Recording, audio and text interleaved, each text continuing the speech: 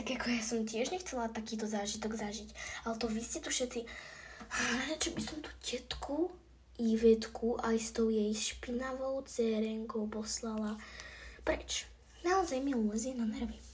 Ale tak je to predsa len rodina, musíme s ňou nejako vychádzať. Tak už sme sa porozprávali. Mohli by ste si všetci prosím vás sadnúť ku stolu, aby sme mohli začať večerať. Nemám chuť na jedlo.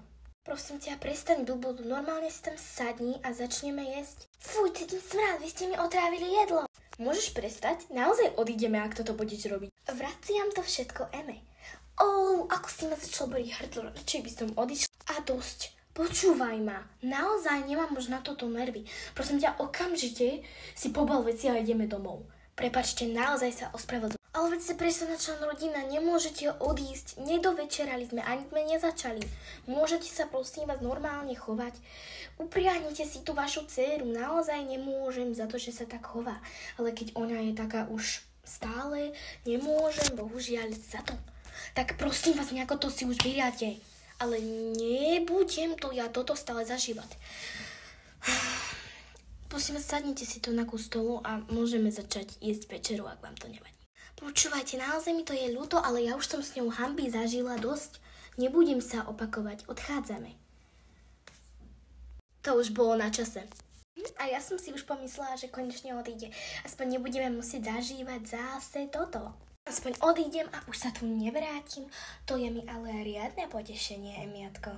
Počúvate, ako tu stojím, naozaj vám všetkým hovorím a ospravedlňujem sa, že odchádzame, ale moja dcéra sa nevie chovať. Ak to nedokážete pochopiť, je mi to naozaj ľúto, ale my tu nezostaneme. Prídeme zajtra, keď budeme robiť vianočné predsavzatia. Čo by sme si želali dobre na Vianoce. Tak ďakujem vám, že som vás tu mohla navštíviť a dúfam, že sa moja dcéra spamätá a zajtra prídeme. Ak neprídeme, tak sa asi bohužiaľ nespamätá.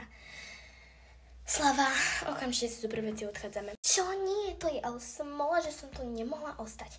Je to veľká smola, naozaj som tu chcela byť a kiež by som tu mohla aj ostať. Ale to asi nepôjde, pretože sa neviem chovať. Povedz jej to, už mám z nej nervy aj ja. Povedz jej to, len si to zaslúži. Ale už mám z nej nervy aj ja. Počúvaj ma, ty decko. Ja som tvoja sesternica a prikazujem ti, aby si sa tu ani zajtra nevracala. Nezaslúžiš si nič, si smrad malý. A v živote si nič neurobila. Iba by si sa chválila chudiatkou. No tak sa netoto. Tak ty si tu všetko len diriguješ a ani nemôžeš nechať sa hrať s kamarátkami. Vieš čo? Ani ťa už nechcem vidieť.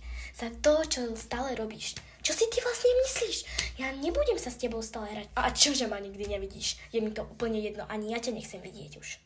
Tak to ma náramne urazilo. Naozaj som si nemyslela, že by si mi toto povedala. Myslíš si, že ja sa ťa bojím? A čo, že si odo mňa staršia? Mne to môže byť však jedno. A užite si štedrý večer. Dúfam, že sa tu zajtra ani nevrátim. Kiež by som nemusela. Podaj by si skapala tých hnus malý. To ako si dovoluješ povedať? Mama niečo povedať. Aj tak si to zaslúži, ty smrad. Čo si vlastne myslíš? Neprišli sme tu na to, aby sme sa tu hádali ešte na Vianoce. Toto nie je normálne. Snad sa mi to všetko sníva. Toto proste sa nemôže diať. Pobal si tie veci a konečne už padáme. Poď. Dovidenia, naozaj sa ospravedlňujem. Tak sme tu ostali asi iba my. Asi tak, ale skúsim ešte zavolať možno babku a detka, ja neviem, ale tí by asi neprišli, lebo tí sú zaneprázdnení. Zdobia vianočný stromček a zabalujú darčeky pri nás. Takže skôr si myslím, že asi z toho naozaj nič nebude. A čo? Hlavné, že máme Vianoce.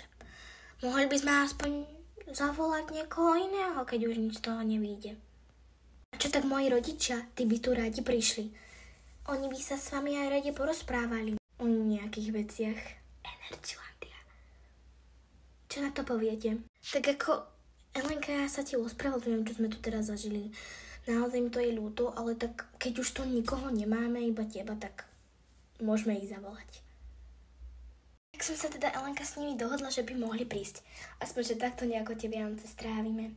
Tak mohli by tu každú chvíľu byť, tak si poďme sadnúť k stolu a poďme si užiť aspoň tento deň, keď už teta a sesternica nemohli vydržať. Teda hlavne sesterka a jej mama, teta.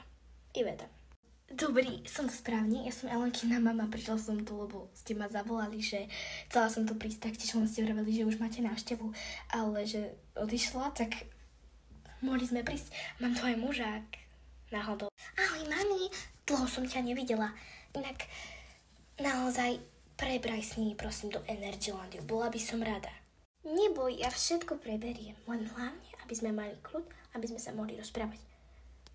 No tak dobrý, akého sa máte? Čo na tie Vianoce? Máte pokoja? Nemáte? Tak viete, na tie Vianoce je to také všelijaké, no ako by sme vám to mohli vysvetliť. Je to naozaj také zrušujúce a divné, takže naozaj nevieme, ako by sme vám to vysvetlili, ale máme sa dobre. Poďte si sadnúť ku stolu, máme pre vás prichystanú večeru. Budeme večerať aj s dievčatami a potom by sme sa porozprávali, keď to babi praveli. A oni by si išli pozerať Grincha. Keby vám to sedelo, alebo nejaký iný plán máte? Nie, to je v pohode, my sa už nejako ukoledíme. Len bola som teraz na nákupe a ste ma zavolali, tak môžem si to niekde tie tašky položiť, prosím vás. No jasné, kľudne si ich položte tuto ku dverám a môžete ísť sadnúť ku stolu. No poďte tam sadnúť rýchlo. Dobrý, ja som Milan, rád vás vidím, som jej muž. Prišiel som na večeru, ak sa nemýlim, a rád som prišiel, naozaj som vás ešte nikdy nevidel, tak Milan. Ja som Milan. Teda Robert, naozaj si to už mýlim. Milan, to by bolo také dobré, aby sme si sedeli aj na obidvoch menách, ale ja som Robert. Vítam vás, Robert. Ja som teda Milan. Tak kde si môžem sadnúť? Poďte si sadnúť túto rovno, aby sme sedeli tak pri sebe. Ahoj, tati. Tak pozvali sme si na tú večeru. A nezabudni pripomenúť mame, že máte vyriešiť ten Energyland, či by sme mohli ísť na Vianoce s ňou. Teda, no nie na Vianoce, ale možno aj cez leto. Ako sa dohodnete? Všetko sa vyrieši, Lenka, v zlatý čas a v pravý čas. No tak, môžeme si sadnúť. Na toto som sa naozaj tešil. Tak pomodlíme sa. Ešte asi netreba, však nebol štedrý. Ale tak, čo je na večeru? Spravila som takú skorú kapusnicu. Teda mali sme ju jesť s tetou a so sesterkou, ale nevyšlo to, tak si aspoň vynajete. A ak chcete, tak môžete prispať. Zajtra robíme vianočné predsavzatia, tak by ste mohli ostať. Čo poviete? Nie je problém, nemám naozaj teraz žiadnu prácu, takže kľudne by som mohla ostať aj s mužom. Pravda, no a ja by som mohla ostať, keby k tomu došlo. Tak teda na zdravie. Tie tyčinky naozaj chutia výborne. Čakala som, že by to takto chutilo. Ale hlavne je, že vôbec nejaké jedlo máme.